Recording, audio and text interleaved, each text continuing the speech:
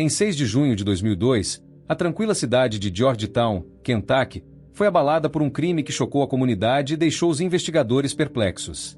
Diane Snellen, de 41 anos, foi encontrada sem vida em uma cena horrível, coberta de sangue e com sinais de uma violência extrema que parecia pessoal. O que começou como uma suspeita de assalto rapidamente se transformou em um mistério mais sombrio, apontando para alguém que ela conhecia, talvez até alguém que ela amava. As pistas eram escassas, as teorias conflitantes, e cada passo da investigação revelava camadas de tensão, traição e segredos escondidos.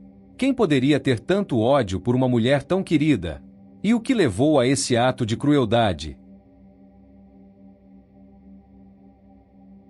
Diane Mary Morgan veio ao mundo em 14 de abril de 1961, em Wakefield, uma cidadezinha pacata na Península Superior de Michigan, nos Estados Unidos, com apenas cerca de 2.000 habitantes. Ela era filha mais velha de 3 irmãos e cresceu sob os cuidados de uma mãe solteira, já que o pai deixou a família quando Diane tinha por volta de 4 anos. Mesmo enfrentando essas dificuldades desde cedo, ela se tornou uma jovem cheia de energia, com um bom humor que cativava quem estava por perto e um jeito otimista de encarar a vida, sempre vendo o lado bom das coisas, não importava o quanto a situação parecesse ruim.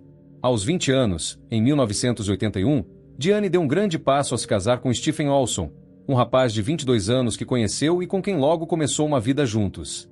O casal se mudou para Sheridan, no estado de Wyoming, onde começaram a construir a família que ela tanto sonhava.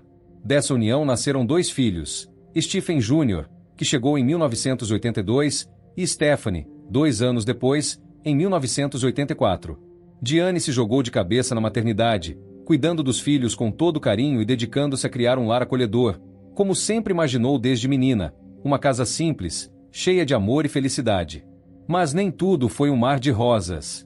Depois de alguns anos, o casamento com Stephen começou a desmoronar.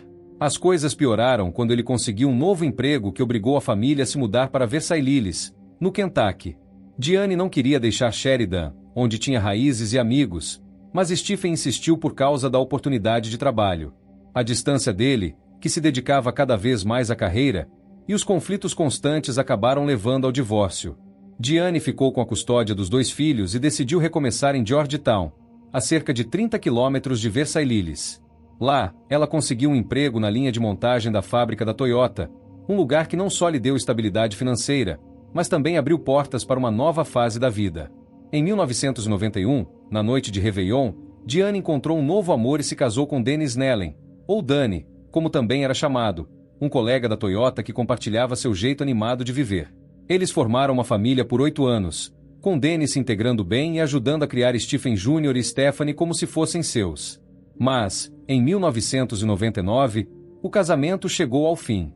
Diferente do primeiro divórcio, esse foi tranquilo, e Dennis continuou falando dela com carinho, elogiando como ela conseguia tirar o melhor de qualquer situação e como era uma pessoa especial.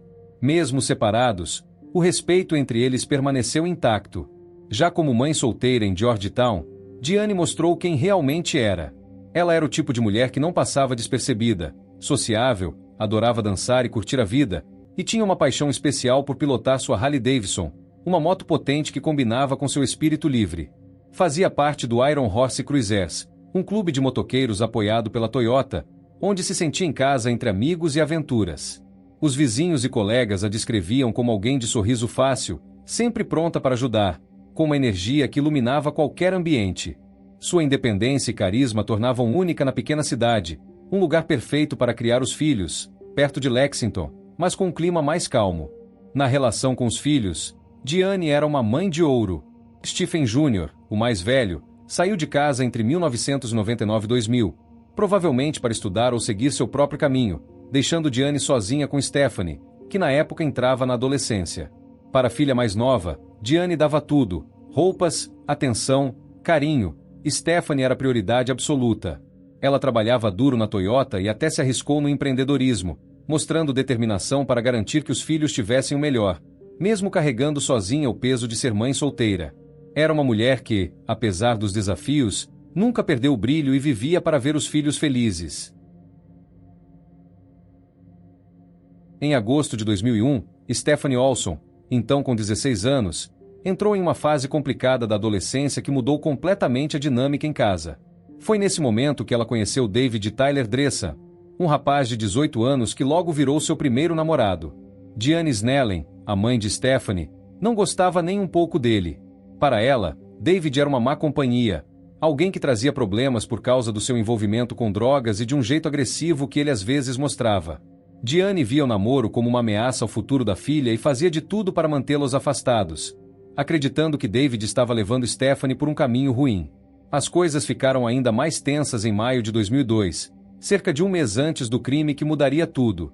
Stephanie e David resolveram fugir juntos para a Flórida, numa tentativa de escapar das regras de Diane e viverem do jeito que queriam.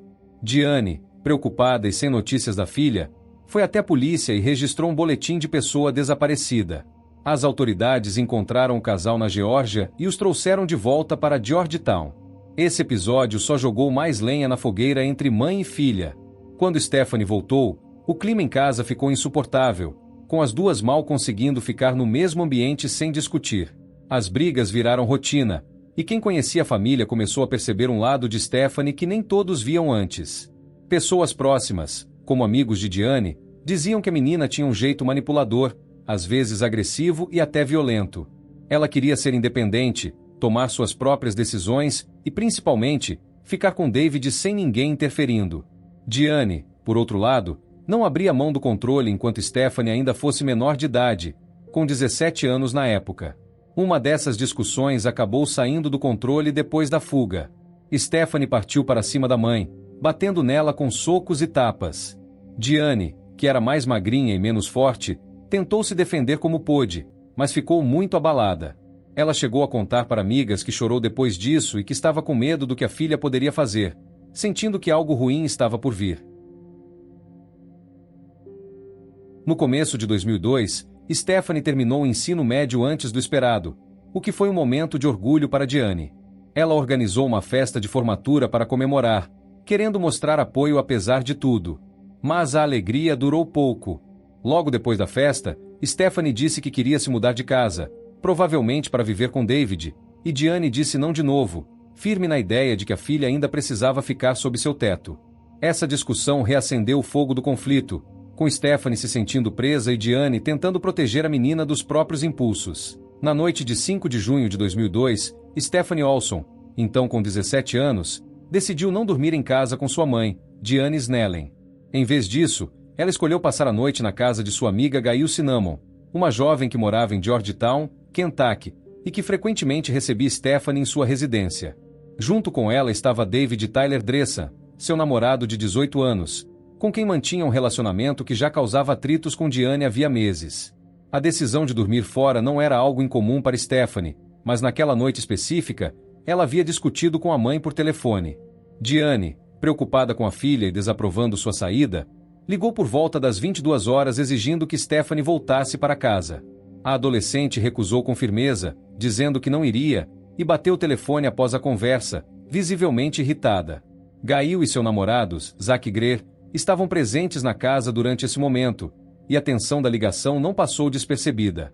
Stephanie e David permaneceram na casa de Gail, planejando passar a noite toda ali, enquanto Diane ficou sozinha em casa, descansando após um longo dia de trabalho na fábrica da Toyota. Na manhã quente de 6 de junho de 2002, Stephanie voltou para casa por volta do meio-dia, após ter passado a noite na casa de Gail. Ao entrar, ela notou algo estranho. A televisão estava ligada, assim como todas as luzes, o que não era um hábito comum na residência. Subindo as escadas em direção ao seu quarto, ela se deparou com uma cena horrível que mudaria tudo. Diane Snellen, sua mãe de 41 anos, jazia sem vida no chão. Desesperada, Stephanie pegou o telefone e ligou para o 911, com a voz trêmula, dizendo: ou minha mãe se matou, ou alguém a assassinou. Cheguei em casa nessa manhã e a encontrei deitada em uma poça de sangue no meu quarto. A chamada trouxe a polícia de Georgetown correndo para casa na North Colonial Heights Drive, um bairro tranquilo onde crimes assim eram raros. Os policiais chegaram rapidamente e encontraram uma cena que os deixou em choque. Diane estava deitada de costas no chão do quarto de Stephanie, com as pernas abertas, nua da cintura para baixo e a blusa de pijama desabotoada, expondo seu torso. Uma enorme poça de sangue a cercava, espalhada pelo chão, com respingos nas paredes e até no teto, evidenciando a brutalidade do ataque. Hematomas espalhavam-se por seu corpo, e feridas profundas marcavam seus braços e mãos, sinais claros de que ela havia lutado desesperadamente contra seu agressor. A casa, no entanto, não mostrava sinais de arrombamento, portas e janelas estavam intactas, e nada parecia ter sido roubado. A televisão ligada e as luzes acesas davam um ar estranho ao ambiente, como se o crime tivesse ocorrido em meio a uma rotina interrompida abruptamente. A autópsia revelou detalhes ainda mais perturbadores sobre a morte de Diane. Ela sofreu 27 facadas, aplicadas com uma força impressionante. 9 dessas perfurações atingiram sua cabeça, uma delas tão profunda, cerca de 20 centímetros, que quase escalpelou, enquanto outras atravessaram sua cavidade torácica, saindo pelas costas. Apesar da posição do corpo sugerir uma possível agressão sexual, os exames mostraram que não havia vestígios de violência desse tipo. Curiosamente, nas partes íntimas de Diane, foram encontrados cabelos, pelos de gato e fibras de tecido, como se alguém tivesse colocado esses itens ali para simular um estupro e confundir os investigadores. A arma do crime foi identificada como uma faca de lâmina reta, com cerca de 15 a 20 centímetros, mas ela não estava na cena, indicando que o assassino levou consigo. A investigação inicial encontrou pistas que levantaram suspeitas sobre o que aconteceu após o ataque. No lavabo da cozinha, havia traços de sangue no ralo, e a máquina de lavar continha toalhas recém-lavadas, sugerindo que o responsável tentou apagar vestígios do crime. Na cena, além dos cabelos de Diane espalhados pelo chão, os peritos coletaram fios de cabelo de pelo menos 2 outras pessoas, ainda não identificadas naquele momento. Um detalhe crucial foi a descoberta de um pelo pubiano no corpo de Diane, cuidadosamente guardado para análise de DNA, prometendo ser uma peça-chave no quebra-cabeça. Esses elementos indicavam que o assassino não apenas conhecia a casa, mas também teve tempo e calma para alterar a cena antes de desaparecer, deixando a polícia diante de um mistério que exigiria muito mais do que uma simples inspeção para ser resolvido. Logo após o crime, os policiais de Georgetown começaram a trabalhar na casa de Diane Snellen, tentando entender o que havia acontecido naquela noite de 5 de junho de 2002. A primeira ideia que surgiu foi a de um assalto que não deu certo. A cena brutal, com sangue por todo lado e o corpo de Diane em uma posição tão exposta, fez os detetives pensarem que alguém poderia ter invadido a casa com intenção de roubar e acabou matando-a ao ser surpreendido. Mas essa teoria logo perdeu força. Não havia sinais de portas ou janelas forçadas, e nada parecia faltar na casa, nem dinheiro, nem joias, nem objetos de valor. A televisão ligada e as luzes acesas também não combinavam com a ideia de um ladrão que fugiria rápido.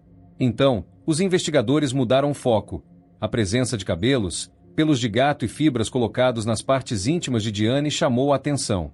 Parecia uma tentativa desajeitada de fingir um estupro, o que levantou a suspeita de que o crime não foi algo impulsivo, mas sim planejado por alguém que conhecia Diane e queria despistar a polícia. Um dos primeiros nomes a entrar na lista de suspeitos foi Todd Johnson, de 33 anos, namorado de Diane há cerca de 6 meses. Ele era um rosto conhecido no clube de motoqueiros Iron Horse Cruisers, onde Diane também era ativa, e os dois compartilhavam a paixão por motos. Na noite do crime, vizinhos relataram ter ouvido o ronco de uma motocicleta por volta das 23 horas, o que imediatamente colocou Todd no radar, já que ele pilotava uma. Outro vizinho deu um relato ainda mais intrigante. Viu uma figura agachada nos arbustos perto da casa às 23h30, mas não conseguiu identificar quem era por causa da escuridão. Quando Todd apareceu na cena do crime no dia seguinte, suas primeiras palavras foram "ela está morta, né?", dita em um tom que alguns policiais acharam estranho, quase como se ele já soubesse do que tinha acontecido. Ele disse que passou a noite em casa, navegando na internet até 23h30 e depois foi dormir. Stephanie jogou mais lenha na fogueira ao contar que Diane estava pensando em terminar o namoro, o que poderia ser o motivo para ele agir. Mas Todd negou qualquer problema entre eles. A polícia checou os registros do computador dele, que confirmaram o uso até 23h30, e ele passou em um teste de polígrafo, mostrando que não mentia. Sem marcas de luta no corpo ou outras provas, Todd foi descartado como suspeito. Outro homem na vida de Diane que chamou a atenção foi Brad, um colega de trabalho na fábrica da Toyota. Os dois tiveram um caso rápido alguns meses antes do crime, mas Diane terminou tudo ao descobrir que ele era casado. Esse rompimento não acabou em bons termos, e Brad ficou na mira dos detetives quando um vizinho disse ter visto um carro parecido com o dele estacionado na frente da casa na noite de 5 de junho. O detalhe que pesou contra ele foi que Brad tinha uma chave da casa de Diane. algo que ela havia dado durante o relacionamento e que ele nunca devolveu. Isso significava que ele poderia entrar sem forçar nada, o que explicaria a ausência de arrombamento. Quando questionado, Brad disse que estava com amigos depois do expediente na Toyota, jogando cartas e bebendo até tarde. Os amigos confirmaram a história, dizendo que ele não saiu do grupo em nenhum momento. A polícia pediu uma amostra de DNA dele, que ele forneceu sem hesitar, e também notou que ele não tinha arranhões ou hematomas que indicassem uma briga. Com o álibi sólido e sem conexão direta com as evidências na cena, Brad foi liberado da investigação. Dennis Nellen, o segundo ex-marido de Diane, também foi considerado. Eles tinham se casado em 1991 e se divorciaram em 1999, mas, diferente de muitos casais separados, mantinham uma relação amigável. Dennis ainda trabalhava na Toyota e sempre falava bem de Diane, elogiando sua força como mãe e trabalhadora. Quando os detetives o interrogaram, ele não tinha um álibi claro para a noite do crime, disse apenas que estava em casa, sozinho, sem ninguém para confirmar. Isso deixou os policiais desconfiados, já que a falta de um álibi sólido poderia esconder algo. Mesmo assim, não havia nada concreto contra ele. Nenhum vizinho o viu perto da casa, e ele não parecia ter motivo para machucar Diane, já que o divórcio não deixou rancores. Dennis forneceu uma amostra de DNA voluntariamente, e os testes não ligaram as evidências encontradas na cena. Sem provas ou testemunhas que o colocassem no local, os investigadores decidiram que ele não era o responsável e o tiraram da lista. Havia outro ex-marido na história de Diane que complicou as coisas, Doug, com quem ela foi casada por 9 anos antes de Dennis. Esse casamento terminou por causa da infidelidade dele, e Doug agora vivia com a namorada, Suzanne, em outra cidade. A polícia recebeu uma ligação anônima dizendo que Suzanne sabia detalhes do crime que não tinham sido divulgados, como a posição do corpo de Diane, o que sugeria que Doug poderia estar envolvido. Além disso, colegas da Toyota contaram que Doug sentia inveja do sucesso de Diane na fábrica, onde ela tinha se destacado enquanto ele enfrentava dificuldades financeiras. Quando confrontado, Doug disse que estava em casa com Suzanne na noite do crime, mas ela não confirmou nem negou a história, ficando em silêncio durante o interrogatório. Essa incerteza deixou os detetives intrigados, mas não havia testemunhas ou provas físicas, como pegadas ou impressões digitais, que o conectassem à casa de Diane. Doug deu uma amostra de DNA, e os resultados não bateram com o que foi encontrado na cena. Sem algo concreto para segurá-lo, a polícia teve que deixá-lo de lado, apesar das suspeitas iniciais. Com os suspeitos óbvios sendo descartados, os investigadores pediram ajuda ao FBI para criar um perfil de quem poderia ter cometido o crime. Depois de analisar a cena, as feridas de Diane e a forma como tudo foi arrumado depois, os especialistas chegaram a uma conclusão. O assassino provavelmente era um homem entre 17 e 24 anos, alguém que não tinha independência financeira e dependia de outros para sobreviver. O ataque, com 27 facadas e sinais de raiva descontrolada, apontava para um amador, não um criminoso experiente. A quantidade de golpes e a tentativa de encenar um estupro sugeriam um motivo pessoal, talvez alguém que guardava um ódio profundo por Diane. Esse perfil mudou a direção da investigação, levando os detetives a olhar mais de perto para pessoas próximas à vítima, especialmente aquelas que poderiam ter razões emocionais ou financeiras para querer sua morte. O quebra-cabeça ainda estava longe de ser resolvido, mas o perfil deu um norte para os próximos passos. Depois que o corpo de Diane foi encontrado, os detetives chamaram Stephanie Olson, a filha de 17 anos, para entender o que ela sabia sobre aquela noite. Sentada na delegacia, ela contou sua versão com calma. Disse que passou toda a noite de 5 de junho na casa de sua amiga Gail Cinnamon, junto com Zach Greer, o namorado de Gail, e que não saiu de lá em nenhum momento. Segundo Stephanie, por volta das 22 horas, ela ligou para Diane do telefone da casa de Gail, falou com a mãe por alguns minutos e terminou a ligação dizendo "te amo", como fazia às vezes. Depois disso, afirmou que ficou na casa até a manhã seguinte, voltando para casa só por volta do meio-dia de 6 de junho, quando encontrou Diane morta no quarto. Ela descreveu o relacionamento com a mãe como ótimo, dizendo que elas eram muito próximas apesar das brigas normais entre mãe e filha. Mas os detetives perceberam algo estranho. Na gravação da ligação para o 911, a voz de Stephanie soava fria, quase mecânica, sem o desespero que esperavam de uma adolescente que acabará de encontrar a mãe assassinada. Esse tom levantou as primeiras dúvidas sobre a história dela. A investigação deu um giro quando os detetives foram falar com Gail Cinnamon e Zach Greer para confirmar o que Stephanie havia dito. Gail, uma jovem que conhecia Stephanie há anos, admitiu que a amiga e o namorado dela, David Dressa, estavam mesmo em sua casa naquela noite. Mas a história não era tão simples quanto Stephanie contou. Gail revelou que os dois saíram várias vezes durante a madrugada, algo que Stephanie tinha escondido. Primeiro, por volta das 22h30, logo após a ligação com Diane, Stephanie e David pegaram o carro e sumiram por quase 3 horas, voltando só às 2h da manhã. Gail disse que eles não explicaram aonde foram, e ela não perguntou muito, achando que era só um passeio. Mas não parou aí. Às 3 horas, os dois saíram de novo, dessa vez por cerca de 1 hora, retornando às 4 horas.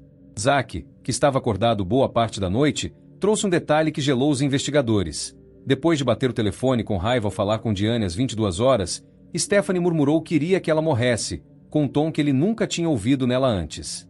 Mais tarde, às 4 horas, Stephanie acordou Gail de repente, dizendo "acho que minha mãe se matou", e insistiu para que os três, ela, David e Gail, fossem até a casa de Diane.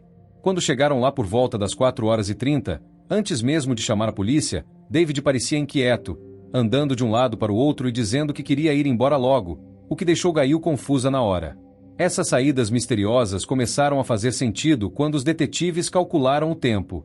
As duas ausências somavam cerca de 2h30, o que era mais do que suficiente para ir até a casa de Diane, a poucos quilômetros dali, cometer o crime, limpar parte da cena e voltar para a casa de Gail.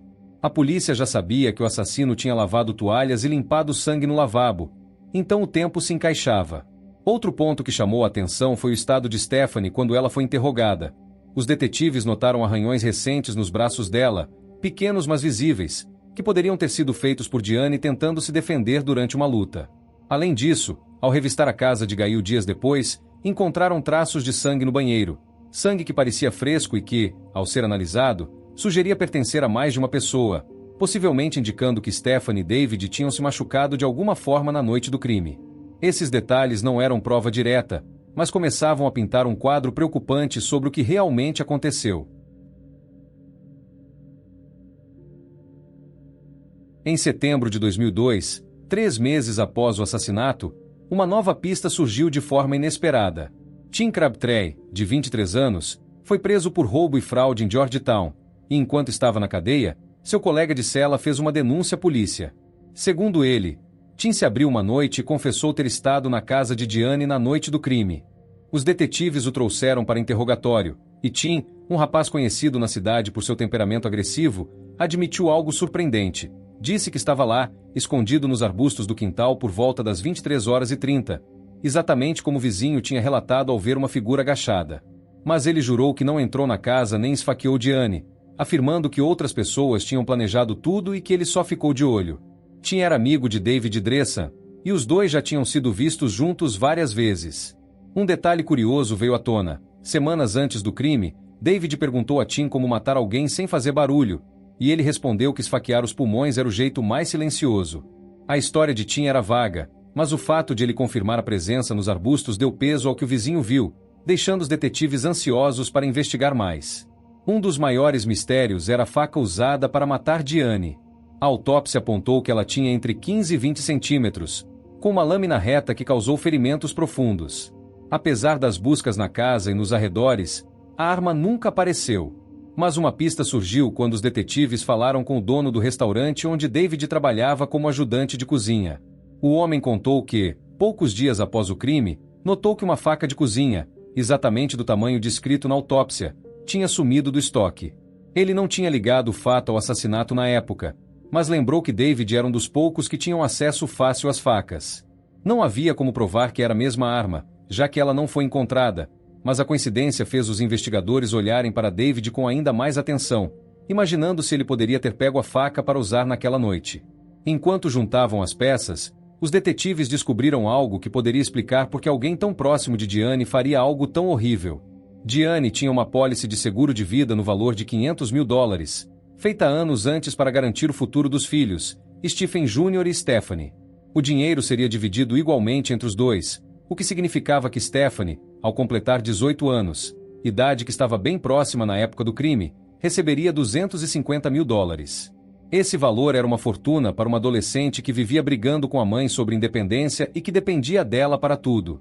A polícia começou a se perguntar se o seguro poderia ser o motivo, especialmente para alguém que talvez quisesse se livrar de Diane e, ao mesmo tempo, garantir uma vida mais fácil. Não era uma prova, mas adicionava uma camada de possibilidade que os detetives não podiam ignorar enquanto seguiam as pistas. Quase um ano após o assassinato de Diane Snellen, a investigação finalmente começou a dar frutos.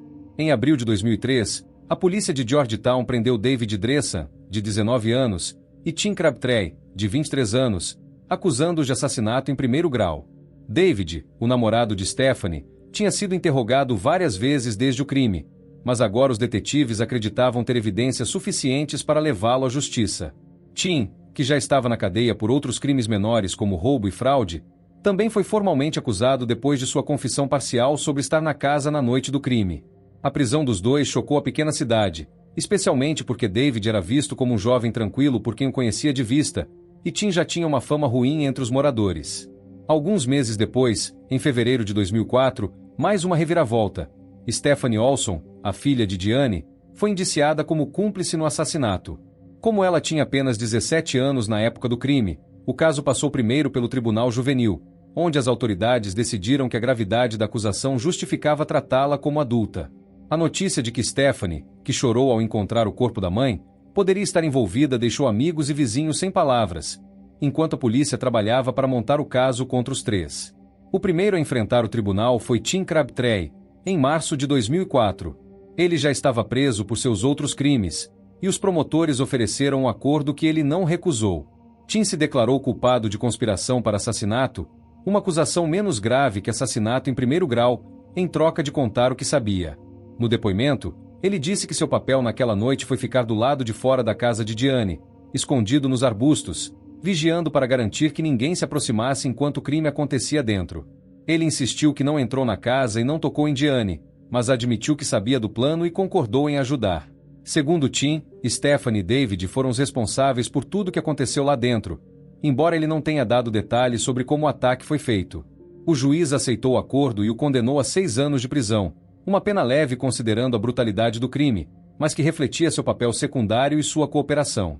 Para os detetives, o testemunho de Tim foi um passo importante, pois confirmava que havia mais de uma pessoa envolvida e apontava diretamente para Stephanie e David. Em maio de 2005, quase 3 anos após a morte de Diane, Stephanie Olson, agora com 20 anos, foi levada a julgamento, acusada de cumplicidade no assassinato da mãe. O tribunal em Georgetown estava lotado. Amigos de Diane, colegas da Toyota e curiosos queriam entender como uma filha poderia estar ligada a algo tão horrível. A promotoria apresentou um caso forte. Disseram que Stephanie planejou o crime junto com David porque queria se livrar da mãe, que controlava sua vida, e também colocar as mãos no seguro de $250 mil que receberia aos 18 anos. Segundo eles, Stephanie atraiu Diane para o quarto naquela noite, talvez com uma desculpa simples, e ficou lá enquanto David a atacava com a faca, ajudando a segurá-la para que ela não escapasse. A ideia de encenar um estupro com pelos e fibras, disseram os promotores, veio dela para enganar a polícia, e depois do ataque, os dois limparam a cena e jogaram a faca no Elkhorn Creek, um riacho próximo. A defesa de Stephanie lutou para desmontar essa história. Seus advogados disseram que não havia provas físicas diretas, como impressões digitais ou sangue dela na arma, e sugeriram que um homem desconhecido poderia ser o verdadeiro culpado. No banco das testemunhas, Stephanie chorou muito, negando tudo e dizendo que amava a mãe e nunca faria mal a ela. Mas as evidências contaram outra história. O DNA encontrado no pelo pubiano no corpo de Diane, os cabelos dela e de David na cena, o sangue no banheiro da casa de Gail, os arranhões nos braços dela e os testemunhos de Gail, Zack e Tim pesaram contra ela. Após dias de deliberação, o júri a declarou culpada em 27 de maio de 2005, e o juiz a sentenciou a 25 anos de prisão, uma decisão que ecoou como um alerta na cidade. David Dresan enfrentou seu julgamento em junho de 2006, mais de 4 anos após o crime. Ele foi acusado de cumplicidade em assassinato e também de roubo, uma acusação extra que os promotores adicionaram por causa do possível motivo financeiro ligado ao seguro. No tribunal, a promotoria pintou David como o principal executor do ataque. Disseram que ele foi quem segurou a faca e deu as 27 facadas em Diane, guiado por Stephanie, que o convenceu a agir para resolver os problemas deles com a mãe dela. Eles destacaram que David era o mais forte dos dois e que as feridas profundas mostravam alguém com energia para atacar várias vezes. A defesa dele tentou argumentar que ele não estava na casa naquela noite, mas as provas eram difíceis de ignorar.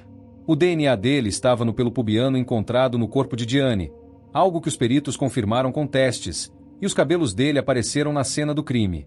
Além disso, os testemunhos de Gail e Isaac sobre as saídas na madrugada e a história do dono do restaurante sobre a faca desaparecida reforçaram o caso contra ele.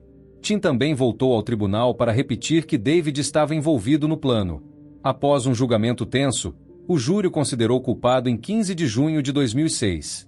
O juiz deu a David 20 anos por homicídio e mais 10 anos por roubo, totalizando 30 anos de prisão.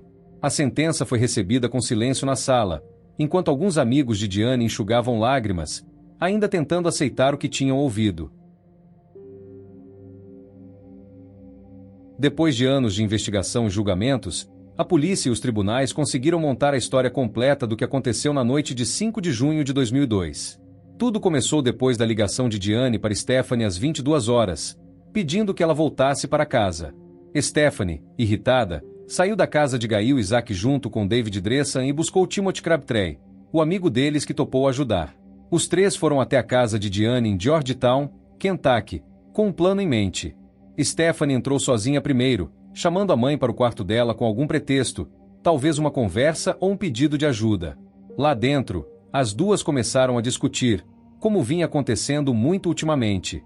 Foi então que David entrou em ação, pegando Diane desprevenida por trás. Ele usou uma faca que tinha pegado do restaurante onde trabalhava e desferiu 27 golpes, enquanto Stephanie ajudava a segurar a mãe para que ela não escapasse. Timothy ficou do lado de fora, vigiando a rua para garantir que ninguém visse ou ouvisse nada. Depois de matarem Diane, eles mexeram no corpo dela, tirando parte da roupa e colocando pelos de gato e outros objetos para fazer parecer um ataque sexual que nunca aconteceu. Em seguida, tomaram banho no banheiro ao lado, limparam o sangue da pia da cozinha, lavaram toalhas na máquina e jogaram a faca no Elcornell Creek, um riacho perto da cidade. David e Stephanie voltaram para a casa de Gail por volta das 4 horas, fingindo que nada tinha acontecido, e no dia seguinte, ao meio-dia, Stephanie descobriu o corpo e ligou para o 911.